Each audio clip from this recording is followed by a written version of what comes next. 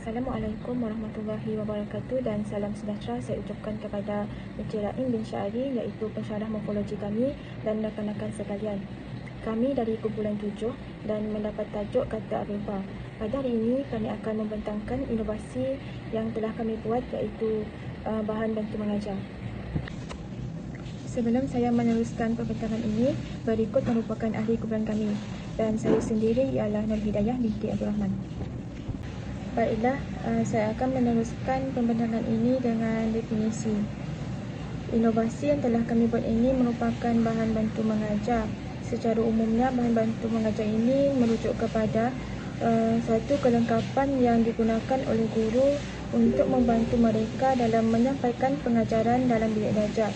Bahan bantu mengajar ini diberi nama sebagai kotak minda Aviva. Nama tersebut diberi kerana inovasi yang telah kami buat ini hanyalah berfokus kepada kata Aviva sahaja.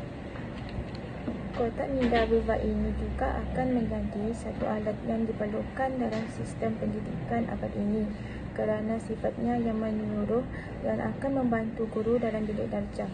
Selain itu, kotak minda Aviva ini juga boleh meningkatkan lagi kefahaman serta daya ingatan murid apabila guru menyampaikan pelajaran mengenai kata Aviva. Sekian daripada saya dan saya serahkan kepada pembentang seterusnya. Assalamualaikum warahmatullahi wabarakatuh. Saya Nur Fatin Atira binti Jarai. Saya akan menerangkan mengenai ciri-ciri kotak minda Aviva. Kotak minda Aviva ialah bahan bantu mengajar yang dicipta daripada gabungan dua bahan media iaitu elektronik dan bukan elektronik. Kotak minda Aviva mempunyai 4 sisi bahagian tapak maklumat yang mengandungi pelbagai pengajaran berdasarkan topik yang dipilih iaitu kata Aviva. Selain itu, kotak minda Aviva juga dicipta menggunakan bahan-bahan media kering seperti kotak, kad manila, kertas warna dan bahan sampingan yang lain. Bahan bantu mengajar ini juga dilengkapi dan disokong dengan pelbagai teknik pengajaran yang sesuai dilakukan di dalam bilik darjah agar dapat mewujudkan komunikasi berkesan antara guru dan murid-murid. Baiklah, saya serahkan kepada pembentang seterusnya. Sekian, terima kasih. Seterusnya pada bahagian keempat, murid akan didedahkan dengan penggunaan teknologi di mana mereka akan diminta untuk mengimbas kod QR. Kod QR tersebut akan memaparkan soalan yang di mana ditampilkan dalam bentuk kuisis. Pada bahagian terakhir pula, mereka dikehendaki membaca teks yang disediakan. Mereka perlu menarik kad yang tertulis fulmi untuk ke halaman-halaman kecil satu persatu untuk membaca teks. Pembacaan hanya berlaku secara sepintas lalu sahaja untuk mendapatkan gambaran umum. Selepas selesai membaca, pelajar diminta untuk membincangkan apa yang mereka ketahui berdasarkan teks yang telah mereka baca secara sepintas lalu. Saya Ustazah Nafifah binti Isman. Di sini saya akan menerangkan cara pengaplikasian bahan bantu mengajar tadi. Di bahagian tengah kotak disediakan roda anak panah di mana anak murid perlu memusingkan anak panah tersebut terlebih dahulu untuk mengetahui bahagian soalan yang mana yang perlu mereka jawab terlebih dahulu.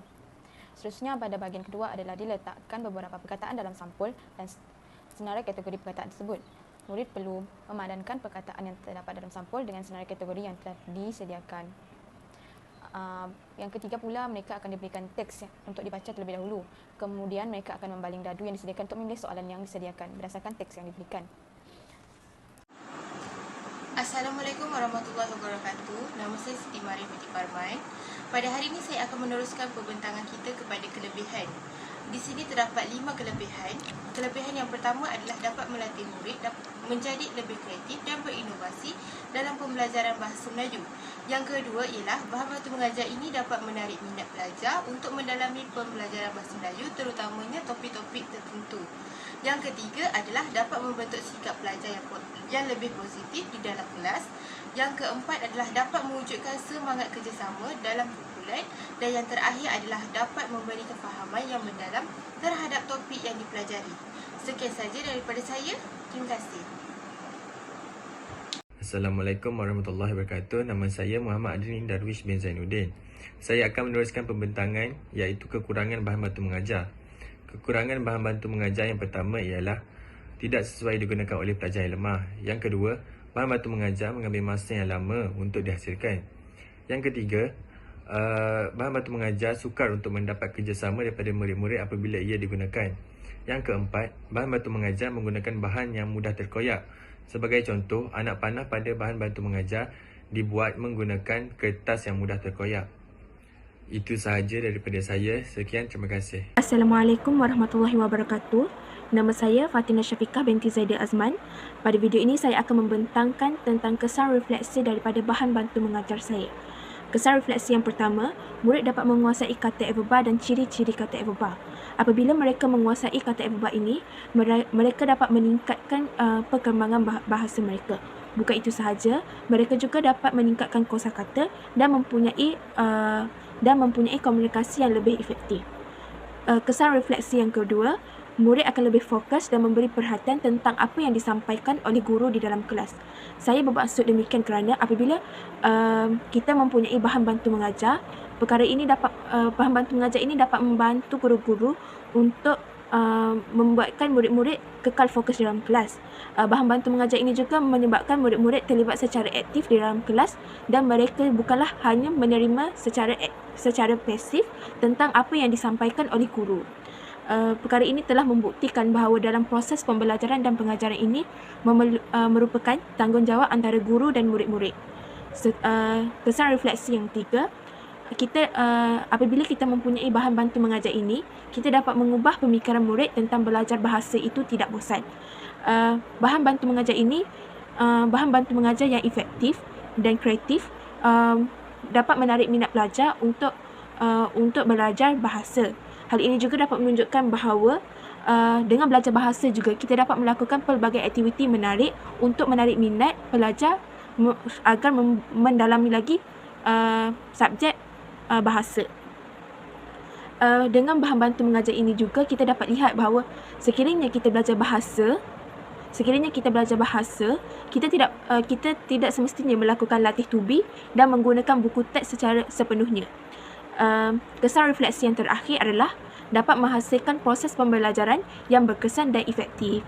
Perkara ini berlaku apabila kita mempunyai bahan bantu mengajar yang kreatif dan dapat menarik minat pelajar agar belajar dengan kita. Hal ini juga kerana dengan mempunyai bahan bantu mengajar, kita dapat melakukan pelbagai aktiviti yang menarik dengan menggunakan BBM sebagai contoh BBM kami. Sekian, terima kasih. Itu sahaja daripada saya.